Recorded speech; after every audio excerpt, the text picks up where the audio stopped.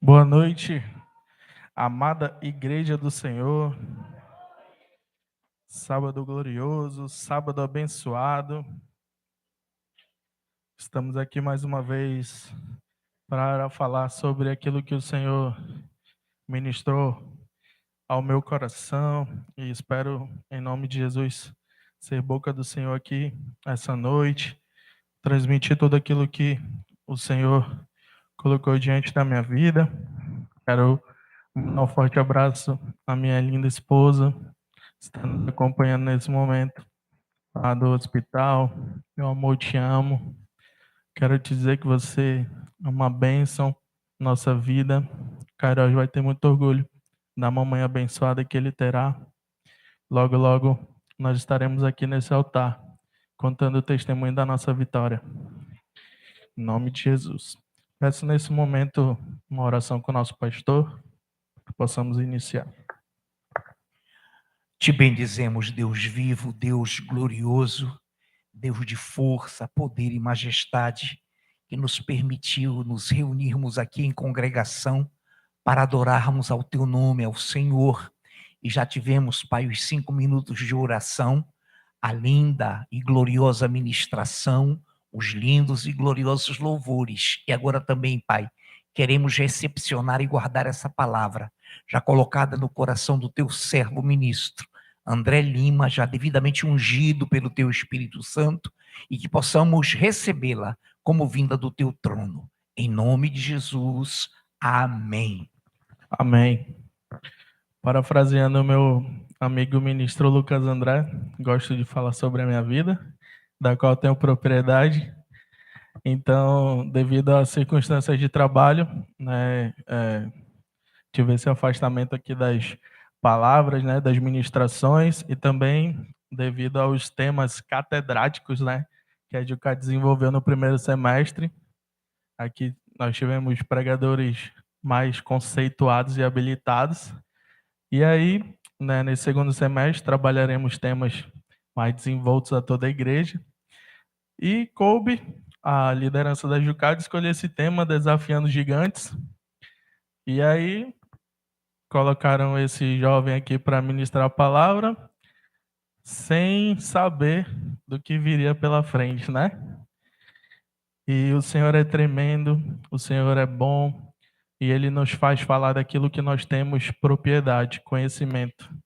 E aqui o Senhor me coloca à prova para eu falar sobre Desafiando Gigantes. Né? Quem está acompanhando um pouco da nossa história sabe do que nós estamos passando e com certeza esse é um gigante que nós vamos vencer. Amém? Então que você olhe para o seu irmão nesse momento e irei revelar aqui o personagem bíblico que falaremos essa noite. Então peço que você olhe para o seu irmão e diga: "Se tu uma bênção". Amém. Agora vire para o outro e diga: "Se tu uma bênção". Amém. Louvado seja o Senhor. Desafiando gigantes, hoje falaremos sobre Abraão, o nosso pai na fé, o nosso desbravador aí de tudo que temos e somos diante da presença do Senhor nesse dia. Amém? Então, falando um pouco sobre a história, né, no capítulo 11 de Gênesis, a igreja pode abrir somente para acompanhar lá no finalzinho de Gênesis 11, é onde a Bíblia começa a relatar, né, o início ali da história de Abrão, no caso, ainda Abrão. No final do capítulo 11, a Bíblia começa falando de Terá. Terá era pai de Abrão, na verdade. Terá gerou Abrão.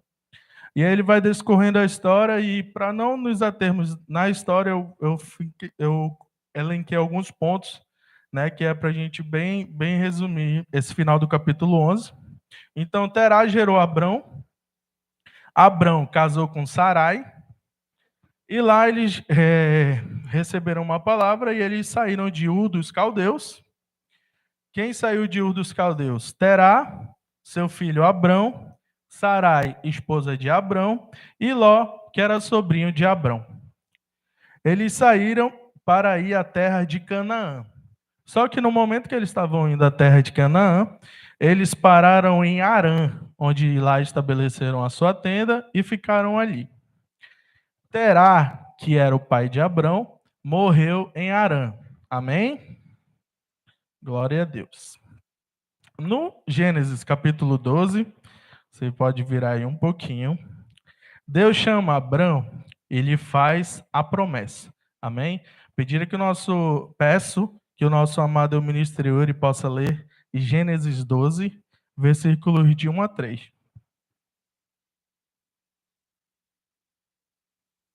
Ora, disse o Senhor a Abrão: sai da tua terra, da tua parentela e da casa de teu pai, e vai para a terra que te mostrarei. De ti farei uma grande nação, e te abençoarei e te engrandecerei o nome. Sê tu uma bênção. Abençoarei os que te abençoarem, e amaldiçoarei os que te amaldiçoarem. Em ti serão benditas todas as famílias da terra. Onde estão as famílias da terra? Dão glória a Deus aí. Amém. Aqui estamos. Então, em Gênesis 12, versículo de 1 a 3, Deus chama Abrão e lhe faz a promessa. Amém? Vou repetir a leitura feita pelo nosso ministro Yuri. Ora, disse o Senhor a Abrão: sai da tua terra, da tua parentela e da casa de teu pai, e vai para a terra que te mostrarei. Como eu falei no final do capítulo 11, eles saíram seguindo Terá, que era pai de Abrão. Então, quando eles se estabeleceram em Harã, ele estava sobre a tutela do seu pai, Terá. Então, no caso, a palavra que diz, sai da tua terra, sai de onde ele se estabeleceu com Terá em Harã, e vai para a terra que eu te mostrarei. De ti farei uma grande nação, e te abençoarei, e te engrandecerei o nome. Sê tu uma bênção. Abençoarei os que te abençoarem, e amaldiçoarei os que te amaldiçoarem. Em ti serão benditas todas as famílias da terra. Deus, ele prometeu a Abrão que ele desenvolveria uma grande nação. Que em outro versículo ele diz que eles seriam como o pó da terra, que ninguém conseguiria mensurar. Mas eles estavam enfrentando um grande desafio. Deus fez a promessa, falou que eles iriam ser uma grande nação, mas a esposa, né, Sarai no caso, ainda não tinha gerado um filho, ainda não tinha sido mãe e Abrão pai, para que eles pudessem ter essa descendência, para que eles pudessem ser uma grande nação, para que eles pudessem continuar ali colocando em prática toda a promessa do Senhor. E quando isso ia passando, o tempo ia passando, a idade ia avançando, e isso ia deixando preocupado. Como é que eu posso ser uma grande nação? Como eu posso cumprir essa promessa se até o presente momento eu ainda não tenho nenhum descendente, nem meu e nem de Sarai? Então, com a idade avançada, e também quando você vai lendo lá nos 13, 14, ele tem uma disputa ali com os pastores de Ló e de Abrão, né? Acontece uma disputa entre eles, porque o gado está crescendo de um, o gado está crescendo de outro, então o espaço está pequeno, e ali eles têm uma briga entre pastores, e Abrão decide, escolhe um lugar para você ir, você tem esse lado e tem esse, você escolhe, e para o lado que você for, eu vou para o lado oposto, e nós continuaremos a nossa vida. E assim foi feito. Lá foi para o lado da campina, e Abraão foi para o outro lado. Lá, Ló enfrentou uma grande batalha, uma grande guerra, que os reis eles se juntaram e foram enfrentar Ló, e Ló ali perdeu a batalha, perdeu tudo que ele tinha conseguido, e Abrão ficou sabendo, se juntou ali com seus guerreiros e foi lá pelejar para resgatar, e teve êxito, né, nessa vitória, resgatou seu sobrinho Ló, resgatou tudo aquilo que ele possuía, né, todos os despojos ali, conseguiu recuperar, foi quando ele encontrou ali de fato o Senhor, né, na presença do Melquisedeque, sempre o nosso pastor aqui explica muito bem sobre isso, sem pai, sem mãe, sem genealogia, o próprio Senhor ali encontrou Abrão, e quando Abrão falou que não queria nada que não fosse dele, que ele queria apenas que devolvessem tudo que era dos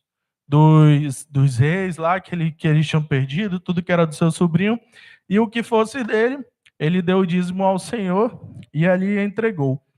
No capítulo 15, bem adiante, Deus chama Abrão novamente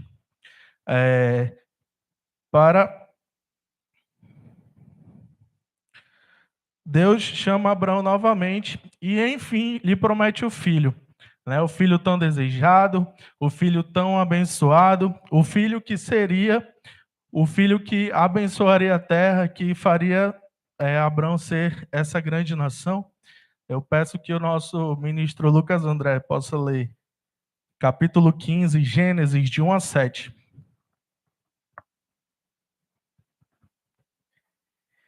Depois desses acontecimentos, veio a palavra do Senhor a Abrão, numa visão, e disse: Não temas, Abrão, eu sou o teu escudo, e teu galardão será sobremodo grande.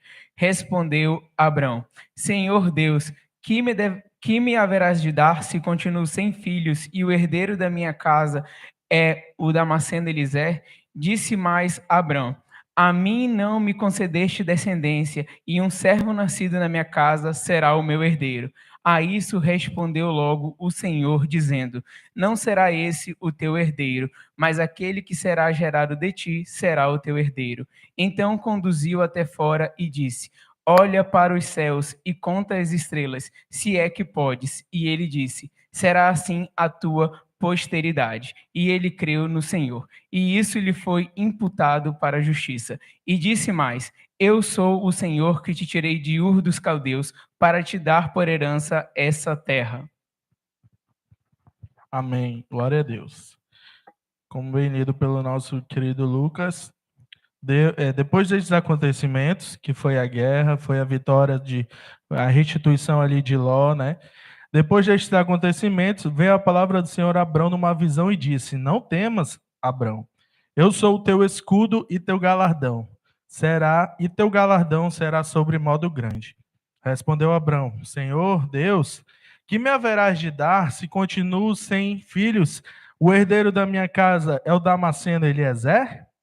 Disse mais Abrão: A mim não me concedeste descendência, e um servo nascido na minha casa será o meu herdeiro? A isto logo respondeu o Senhor, dizendo: Não será esse o teu herdeiro, mas aquele que será gerado de ti será o teu herdeiro. Então conduziu até fora e disse: Olha para os céus e conta as estrelas, se é que podes. Ele disse: Será assim a tua posteridade. Ele creu no Senhor, ele foi imputado para a justiça. Disse-lhe mais: Eu sou o Senhor que te tirei de Ur dos Caldeus para dar-te por herança esta terra. O Senhor é fiel, amada igreja. Ele não nos tira de um lugar cômodo, de um lugar onde nós nos sentíamos bem e seguro, para não cumprir a sua palavra, para não nos abençoar com a sua palavra. E o Senhor ali, ele tinha um momento certo para abençoar. Ele tinha um momento certo para fazer com que Sarai gerasse, né, o filho da promessa.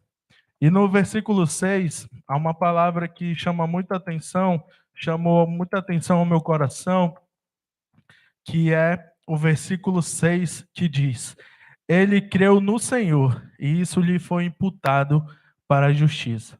A palavra creu, a palavra crer, hoje em dia, ela está muito banalizada, né, em nossas vidas e na vida do povo de Deus, na vida do povo da igreja. Falo isso com muito temor ao Senhor, mas nós temos crido em muitas circunstâncias apenas da boca para fora. Quando o Senhor realmente nos põe à prova, e entenda, tarda a promessa, né? Deus não tarda nenhuma promessa, mas aos nossos olhos nós achamos que Deus está tardando a promessa. E isso aconteceu muitas vezes na vida de Abrão. Abrão pensou que Deus estava tardando a sua promessa. E muitas vezes ele criticou não, ele conversou com Deus de uma forma que ele estava duvidando e estava achando que Deus não iria cumprir aquilo que ele tinha na sua vida. E isso muitas vezes acontece nas nossas vidas, né? O significado da palavra crer diz assim: considerar como verdadeiro, acreditar. Então nós temos que considerar como verdadeiro e acreditar em tudo que o Senhor nos prometeu, em tudo que o Senhor tem para nossas vidas. Nós precisamos viver o propósito, nós precisamos cumprir o propósito, e para isso nós precisamos crer. Acontece que nós temos a dificuldade de crer na promessa. Nós temos dificuldade de crer na promessa. Muitas vezes nós duvidamos de que Deus irá cumprir ainda essa promessa em nossas vidas.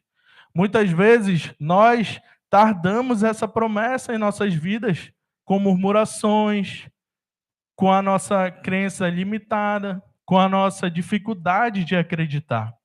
E Deus,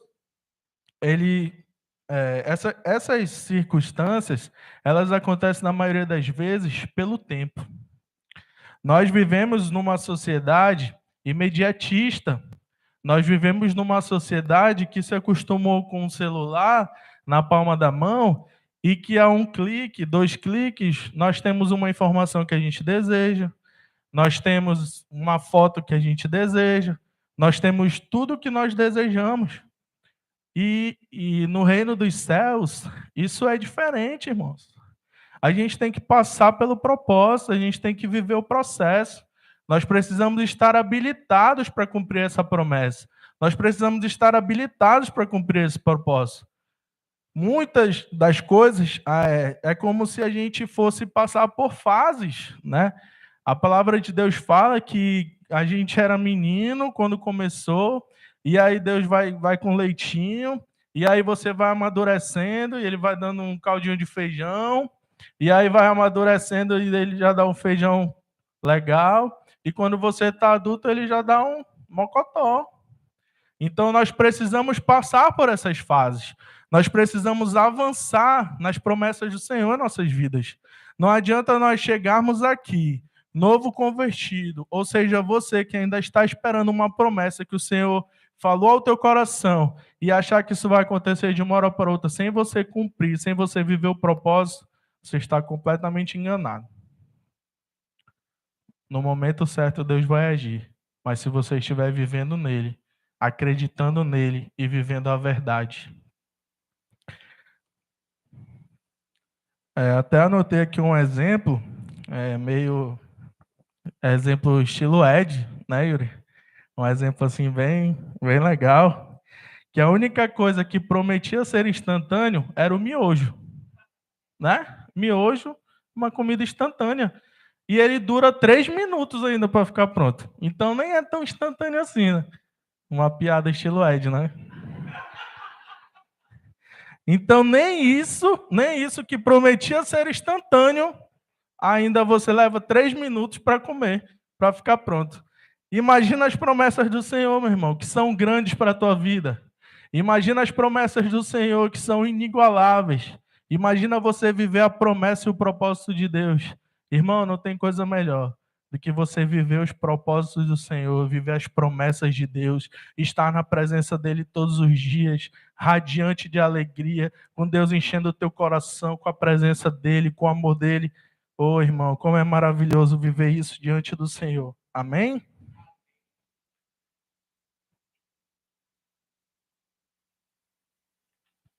Como eu falei, o significado da palavra crer é muito forte. Considerar como verdade. E para considerar e crermos, nós precisamos estar na verdade. E a verdade é quem? A verdade é Jesus Cristo.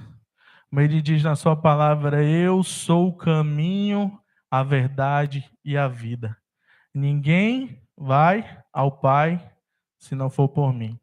Ele é o caminho, igreja. Ele é a verdade. Ele é a vida. Nós precisamos crer nele. Nós precisamos estar nele todos os dias. Não é só quando eu estou bem, quando tudo me vai bem, ai, que maravilha. Eu sirvo ao Senhor, tudo me vai bem. Oh, que alegria, que graça. E quando tudo vai mal, igreja? E quando a gente acorda num dia mal, todo mundo passa por isso. Todo mundo acorda num dia mal.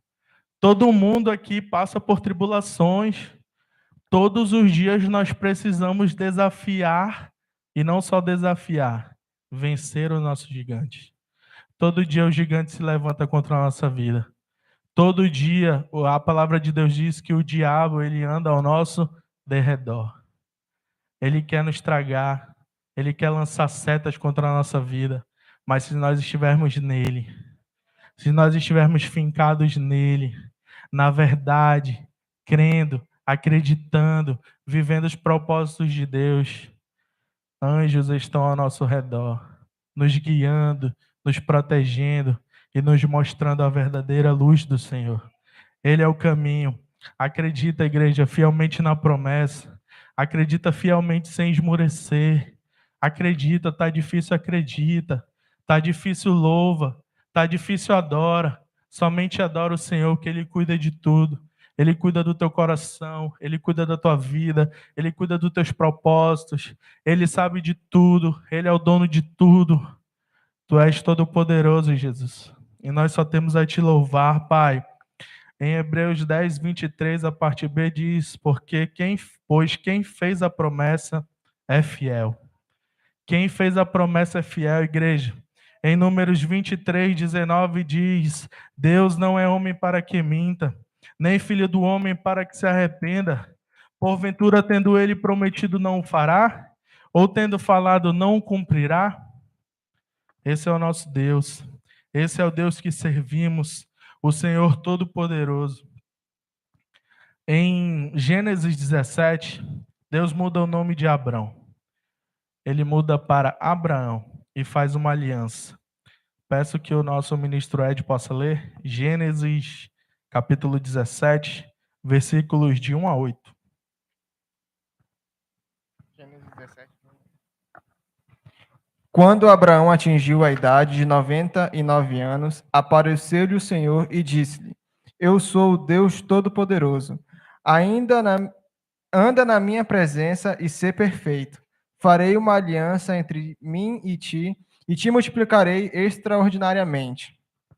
Prostou-se Abraão, rosto em terra, e Deus lhe falou: Quanto a mim, será contigo a minha aliança. Serás pai de numerosas nações. Abraão já não será o teu nome, e sim Abraão, porque por pai de numerosas nações te constituí. Far-te-ei fecundo extraordinariamente. De ti farei nações, e reis procederão de ti. Estabelecerei a minha aliança entre mim e ti e a tua descendência no decurso das tuas gerações. Aliança perpétua para ser o teu Deus e da tua para ser o teu Deus e da tua descendência, dar-te-ei e a tua descendência a terra das tuas peregrinações, toda a terra de Canaã, em possessão perpétua, e serei o seu Deus. Amém. Tá mais nervoso que eu, amigo.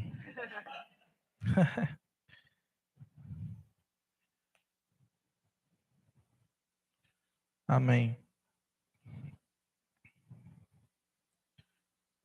Então, Deus ali muda, né, o nome de Abrão para Abraão e faz uma aliança novamente. Deus reafirmando a sua aliança ali com o povo, reafirmando a sua aliança ali com Abraão, agora no momento. Então, Gênesis 17:1. Quando atingiu Abraão a idade de 99 anos, apareceu-lhe o Senhor e disse: Eu sou o Deus Todo-Poderoso. Anda na minha presença e ser perfeito. Aqui, como havia comentado, anda na minha presença e ser perfeito. Todos os dias, Deus nos convida para irmos até a sua presença, para vivermos nele todos os dias e ser perfeito. É claro que estamos longe, da perfeição, estamos longe. A palavra de Deus diz que aquele que não pecou, é mentiroso diante de Deus. Mas nós buscamos essa perfeição. Nós buscamos todo dia ser santos, separados para Deus. separados para viver o propósito, separados para viver aquilo que Ele tem. E certamente haverá um dia em que seremos perfeitos na totalidade. Haverá um dia que o Senhor virá nos buscar e nós estaremos diante dele, na perfeição, na sua plenitude, ali com corpos transformados, corpo de glória. Eita, Jesus maravilhoso! Farei uma aliança entre mim e ti, e te multiplicarei extraordinariamente. Prostrou-se Abrão, rosto em terra, e Deus lhe falou: quanto a mim, será contigo a minha aliança. Será pai de numerosas nações. Abrão já não será o teu nome, e sim Abraão, porque pai de numerosas nações te constituí. Uma coisa que o Espírito Santo nos chama a atenção no versículo 17, no capítulo 17, é que aqui ele traz mais uma vez à tona a mente de Abrão, depois no decorrer do versículo Abraão, que nós, por muitas vezes, esquecemos das promessas. Muitas vezes, a gente deixa essa promessa de lado e nós nos preocupamos com muitas coisas ao nosso redor. Então, com certeza, aqui muitos já receberam uma promessa do Senhor há 5, 6 anos atrás. E aí, no decorrer, você não viu acontecer e você esqueceu dessa promessa.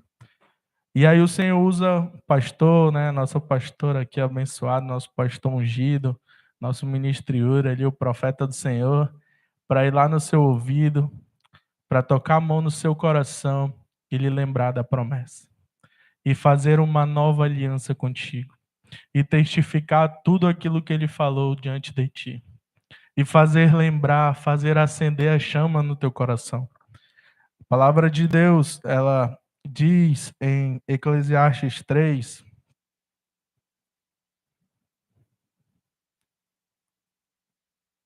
dá um minuto que eu vou achar. A palavra de Deus diz em Eclesiastes 3, tudo tem o seu tempo determinado, e a todo tempo para propósito debaixo do céu. Há tempo de nascer e tempo de morrer. Tempo de plantar e tempo de arrancar o que se plantou. Tempo de matar e tempo de curar. Tempo de derribar e tempo de edificar. Tempo de chorar e tempo de rir. Tempo de plantear e tempo de saltar de alegria. Tempo de espalhar pedras e tempo de ajuntar pedras. Tempo de abraçar e tempo de afastar-se de abraçar. Tempo de buscar e tempo de perder. Tempo de guardar e tempo de deitar fora. Tempo de rasgar e tempo de coser. Tempo de estar calado e tempo de falar. Tempo de amar e tempo de obedecer. Tempo de guerra e tempo de paz. Tudo fez Deus formoso no seu devido tempo. Versículo 11. Também pôs a eternidade no coração do homem, sem que esse possa descobrir as obras que Deus fez desde o princípio. Deus, ele trabalha de maneira gloriosa, irmãos, em nossas vidas. Quando você permite viver o propósito, você entende que há tempo de plantar e tempo de colher. Você entende que você precisa estar na presença do Senhor, plantando todos os dias, plantando na palavra, plantando na verdade, plantando tudo aquilo que o Senhor tem para a tua vida. Eu sei que Ele tem promessas para cumprir na tua vida, assim como Ele tem promessas para cumprir na minha vida. Eu sei, existe propósito, em tudo há propósito. Nós não podemos nos desvincularmos desse propósito abençoado, desse propósito que vem de Deus para nossas vidas. Irmãos, nós não estaríamos aqui se fosse para perdermos tempo das nossas vidas. Nós estamos aqui porque nós cremos que Deus fará uma grande obra na nossa vida. Nós cremos que Deus está no controle de todas as coisas da nossa vida. Porque nós acreditamos fielmente na palavra dele. Porque nós acreditamos que aquele que prometeu é fiel para cumprir. Senão nós não estaremos aqui perdendo tempo. Entenda o perder tempo. Porque você poderia estar em outro lugar.